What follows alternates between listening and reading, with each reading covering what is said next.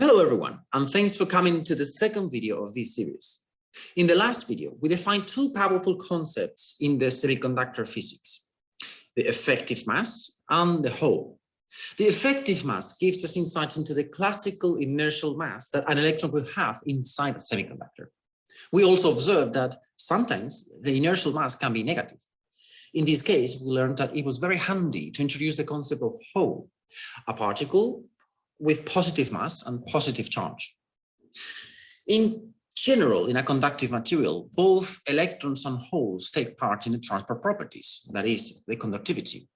Today, we're going to talk about an experiment that enables us to tell whether a material contains more electrons or more holes.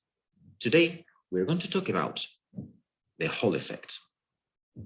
Imagine we have a piece of metal and we apply a voltage difference across the two sides of this. One can expect that electrons are going to cross this piece of metal from the right to the left, following more or less a straight line. However, things change when we approach a magnet to the sample. In this case, electrons are going to feel a force perpendicular to both the current and the magnetic field applied. This force will disturb the straight flow of charge due to the Lorentz force, and electrons are going to accumulate on one side of the sample. Now, let's bring some quantitative arguments to this. First, we're going to define the current J as the product of the charge, the carrier concentration, and the velocity of those carriers. Notice that because the charge is involved, a net current from the left to the right can be due to electrons going from the right to the left, or can be due to holes going from the left to the right. Now, bear this in mind because this is going to be crucial. When we disturb the charge flow with a magnetic field, electrons are going to experience a force that will bring them closer to us. Now, crucially, because holes have opposite charge and the sign of its velocity is reversed, this magnetic force will also bring it closer to us. And you can check this with the right-hand side rule.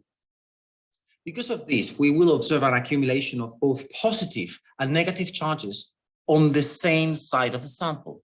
And this will generate an electric field, the orientation of which will be determined by whether we have more electrons or more holes in the material.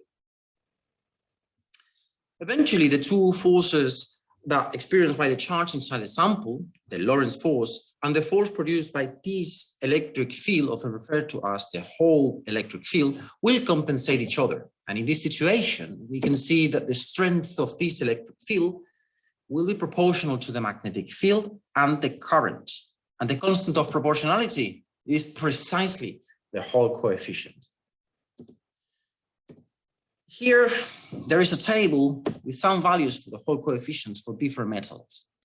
The sign indicates whether we have carriers, the carrier we have are electrons or holes. Now let's take, for example, sodium. This is a metal where the s electrons of the outermost shell is the localized, and its band structure looks like you have here, with the Fermi level set at 0.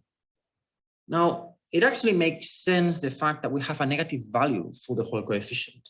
After all, the curvature of the band structure at the Fermi level is positive, which predicts an electron-like behavior, that is, a negative charge. In general, one metal always has the same sign for the Hall coefficient, and this is determined by the curvature of its band structure at the Fermi level. But in semiconductors, the Fermi level normally lies in between two bands within a gap. And normally, both electrons and hole can generate currents. A priori, we don't know if the material have more electrons or holes.